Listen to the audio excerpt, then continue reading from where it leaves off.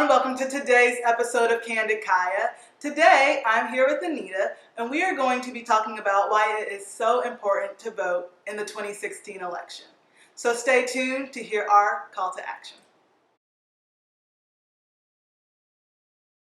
So hello, Anita. Hey, Nakaya. Thank you so much for coming on today's episode. Absolutely. Can we start with just letting the viewers know a little bit about yourself? Absolutely.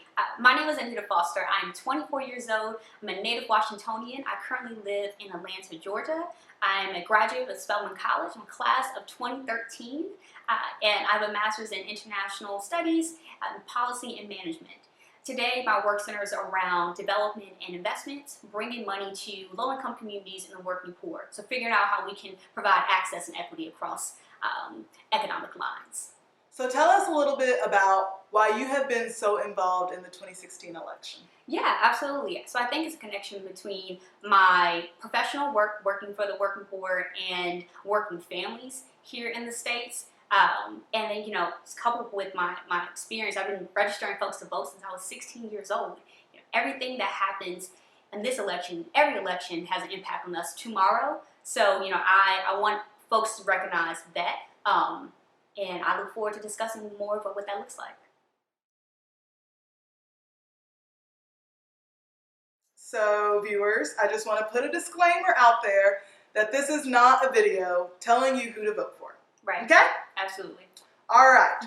First thing. Now that we got that out the way. Right. So Anita, just broadly tell us, in your opinion, what is the difference between the two parties this year? Absolutely. I think this election is historic for a number of reasons, including Hillary Clinton being the first woman to receive a major party nomination for president.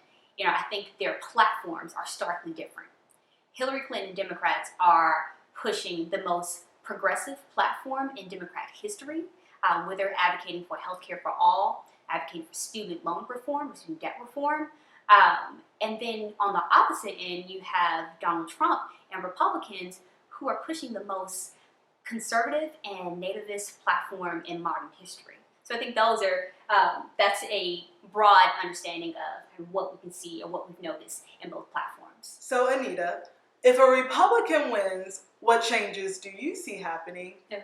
And if a Democrat wins, what changes do you see happening? Yeah, so consider this. If Donald Trump wins the election, Donald Trump and Republicans will control all branches of government with no checks.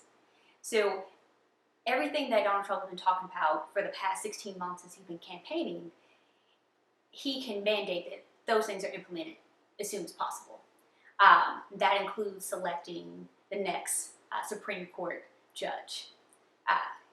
If Hillary Clinton and Democrats win, it would be more of a divided government where Hillary Clinton and Democrats will kind of control the White House and Republicans will own and control the legislature. And that divided government causes people, will allow them to collaborate more. And I think representatives will be more amped to collaborate with Hillary Clinton because she has long-standing relationships.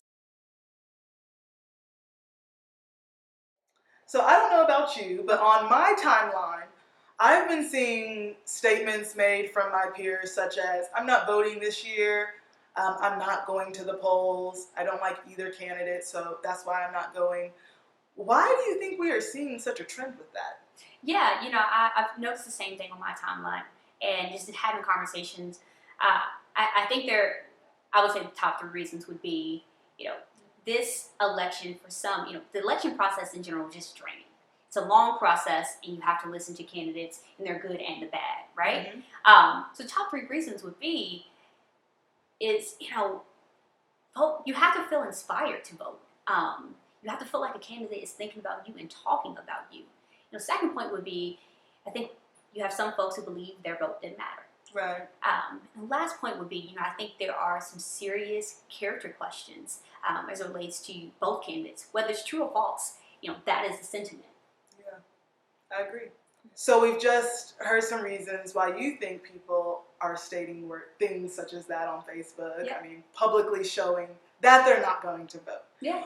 But what is a misconception about voters that you've seen in the news? Yeah, while you may see that on your timeline, polling shows completely different. That people are actually very engaged in this election. We are seeing record numbers as it relates to viewership on debate nights. We have also seen more people who are actually voting during the primaries. We've also seen, Donald Trump has received the most GOP votes in Republican nominee history. And Hillary Clinton also seen high votes and turnout in the primary season. So people are going out to vote. Millennials make about 31% of the electorate. So we can expect, for folks who don't think we'll come out, you can expect that we will. So when we all go to the polls on November 8th, why is it important to complete the entire ballot? Because those down ballot issues and representatives affect your day-to-day. So, if you are registered to vote today and you just need to check your status, you have an opportunity to see a sample of that ballot. When you look at that ballot, you'll see representatives in your community as well as presidential nominees and potentially resolutions and referendums that will have an impact on you tomorrow. So I think, if you can look at that sample ballot, you'll get a chance to see, what does a half penny tax actually do in your community? If they're looking to have citizens vote on increasing education funding, what does that actually mean? So those local electives will impact you tomorrow, and that is why it's important to complete that ballot day of. So although it is so important to vote in this year's presidential election, why is it also important in general to vote in elections? Because your vote is your voice, and who you elect will have an impact on your day-to-day, will have an impact on your tomorrow, and will have an impact on your children's future, your grandchildren's future, and will in some way impact how you live. Right. So you want to stay engaged. You want to have representatives who reflect your needs. And if they don't, you want to have candidates who you at least believe is willing to listen to you. And you have the opportunity to do that every time on election day. Right. And that could be that is a general election, that's a presidential election, that's a local election. You should vote in every election. So Anita, let's say I'm a registered voter, but I'm still undecided, and it's mid-October. What are some ways that I can research the candidates to determine which one is the best choice for me? Yeah, absolutely. I would say go directly to the candidate's website and read about how they describe you and how they describe the issues you care most about. Second opportunity would be the next debate, which would be October 19th. So, you have to decide on a candidate based on who you essentially are willing to collaborate with. You can't, I think the voting process is just the beginning. You vote for someone who you are willing to work with, who you are, when you're advocating, you believe they keep you in mind, or at least you're willing to meet with and you're willing to call. So, voting is the first step, but there's so many follow-ups to voting. So Anita, my last question today is just, what is your call of action to potential voters? So I think by now you guys know that I kind of work through a prong system, right? So I have four kind of prong strategies for you all to consider. First would be to check your status and to register to vote if you are not. There are still states that are still accepting voter registrations, so you can look at your local election board election system in your state to learn about your status. The second point would be to review the ballot. So once you identify that you are a registered and active voter, or just a registered voter, you should look up the ballot for your local election, or look up the ballot for your and what you're voting for. And that ballot will reflect presidential nominees. That ballot will also reflect local representatives, and as well as local resolutions and referendums that will affect you as early tomorrow. So if your state or city is asking for you to vote on a half penny tax, or asking you to vote on increasing education funding, review that ahead of time, research that, and figure out what does that mean. So when you go on election day, you know exactly what you're voting for. The third point is vote early. So Which leads me into my last point: is if you vote early, you on election day you can get your friends out, or make new friends on election day and get them out to vote. Right. You know, Brian Stevenson of the Equal Justice Initiative, he said something so profound in a recent interview about voting.